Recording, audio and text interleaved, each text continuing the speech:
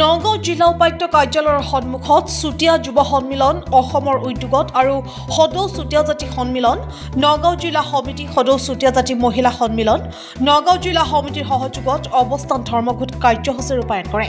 উল্লেখযোগ্য যে ৬ জনগোষ্ঠীক জাতিকৰণ কৰাৰ ভিতৰত চুতীয়া জনগোষ্ঠীক আজিকোপতি জনজাতিকৰণৰ পৰা বঞ্চিত কৰাৰ স্বাৰ্থত এই অৱস্থান ধৰ্মঘট কাৰ্যসূচী ৰূপায়ণ কৰা হয়।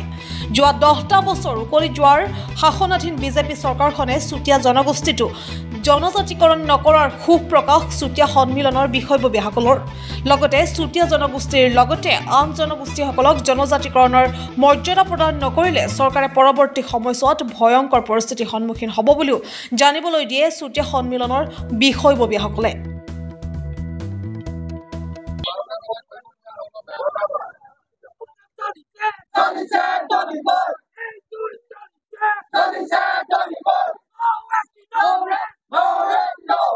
স্থলীৰ পৰা অসম চৰকাৰ তথা কেন্দ্ৰীয় চৰকাৰক আমি সকীয়াই দিব বিচাৰিছো। চুতীয়া জনগোষ্ঠীক আজি পৰ্যন্ত যি তেওঁলোকে প্ৰতাৰণা কৰি আহিছে তাৰ প্ৰতাৰণাৰ প্ৰত্যুত্তৰ দিবৰ কাৰণে আজি চুতীয়া জনগোষ্ঠীৰ ৰাইজ স্বতঃস্ফূৰ্তভাৱে ওলাই আহিছে।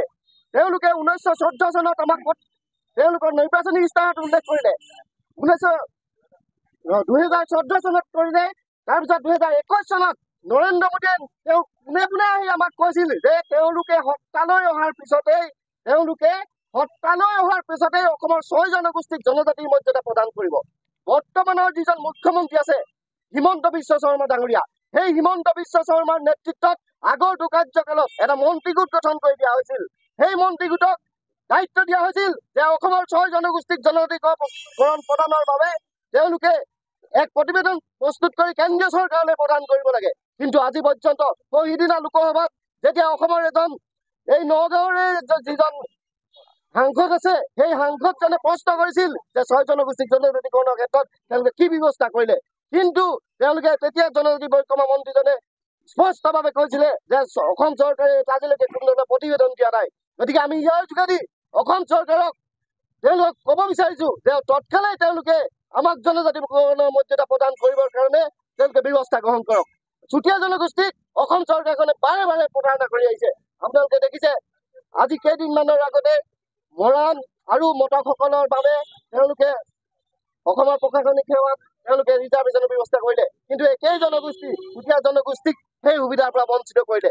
আজি পৰ্যন্ত তেওঁলোকে আমাক কথা দিছিল যে আমাৰ ছাত্ৰ ছাত্ৰীসকলক উচ্চ শিক্ষাৰ বাবে তেওঁলোকে ৰিজাৰ্ভেশ্যনৰ ব্যৱস্থা কৰিব, কিন্তু যোৱা যি এডমিশ্যন হৈ গ'ল তাত তেওঁলোকে সেইটো কোনো ধৰণৰ প্ৰেক্টিকেলি কোনো ব্যৱস্থা গ্ৰহণ নকৰিলে। আমি অসম চৰকাৰক ধিক্কাৰ দিছো।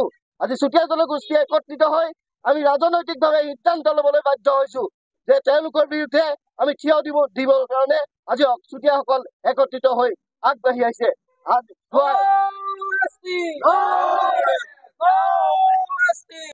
সেই সময়ত যেতিয়া প্ৰধানমন্ত্ৰী ইন্দিৰা গান্ধী আছিল, তেতিয়া আৰু অসমৰ চুতীয়া জনগোষ্ঠীয় ৰাইজে চুতীয়া জনগোষ্ঠীক জনজাতিকৰণৰ জৰিয়তে তেওঁলোকৰ অৰ্থনৈতিক সামাজিক তথা ৰাজনৈতিক শৈক্ষিক উত্তৰণৰ কাৰণে এখন মেম'ৰেণ্ডাম প্ৰদান কৰিছিল।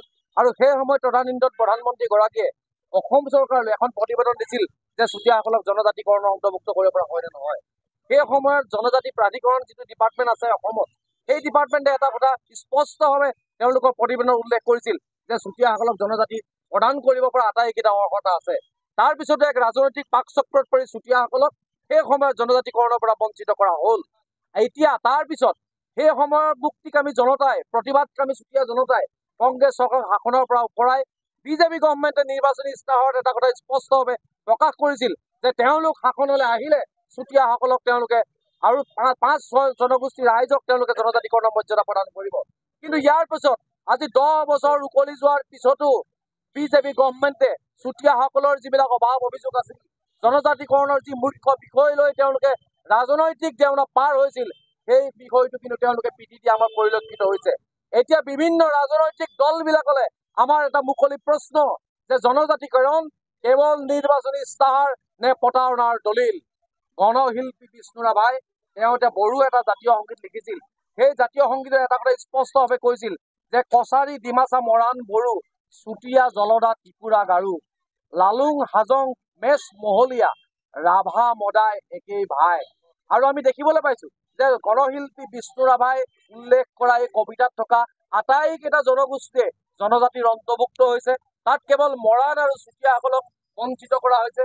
আমি আজি এই প্ৰতিবাদস্থলীৰ পৰা নগাঁৱত সমবেত হোৱা স্বতঃস্ফূৰ্তভাৱে আজি এই আন্দোলনত অংশগ্ৰহণ কৰা সমূহ ৰাইজৰ সহযোগত আমি চৰকাৰখনক এটা কথা সকীয়াই দিব খুজিছো যে আগন্তুক সময়ত যদি চুতীয়া জনগোষ্ঠীৰ ৰাইজৰ প্ৰধান দাবীসমূহ তেওঁলোকে পিঠি দিয়ে তেনেহলে কিন্তু এক ভয়ানক পৰিস্থিতিৰ বাবে তেওঁলোকে সন্মুখীন হ'ব আৰু অসমৰ চুতীয়া জনগোষ্ঠীৰ ৰাইজে ৰজা ভঙা পাতাৰ খেলত এক দিব্যৰ ভূমিকা কিন্তু পালন কৰিব। ধন্যবাদ।